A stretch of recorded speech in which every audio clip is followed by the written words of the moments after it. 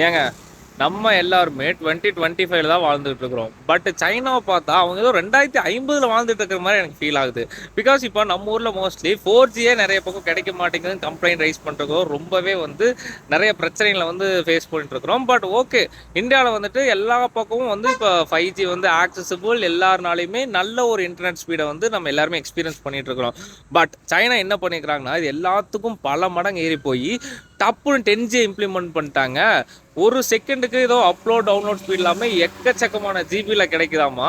அது மட்டும் இல்லை, ஒரு 90 GB படத்தை வந்துட்டு வெறும் 22 செகண்ட், விச் மீன்ஸ் 72 செகண்ட்ஸில் வந்துட்டு அவங்களால டவுன்லோட் பண்ண முடியுதுன்னு வந்து இன்னைக்கு வந்து நியூஸ் வந்து ரிலீஸ் ஆயிருக்கு. எனக்கு இன்னும் இது வந்து ரொம்ப அசுர வளர்ச்சியாவில் இருக்குது. டப்புன்னு டெக்னாலஜியில் வேற லெவலில் போயிட்டாங்க. அதன் இந்த ஒரு பர்டிகுலர் விஷயத்தை பற்றி நீங்கள் என்ன நினைக்கிறீங்கன்னு உங்களுடைய கருத்துக்களை வந்து நம்ம கமெண்ட் செக்ஷனில் சொல்லுங்கள். Until then, bye from Satish. Be yourself, be motivated. Bye all.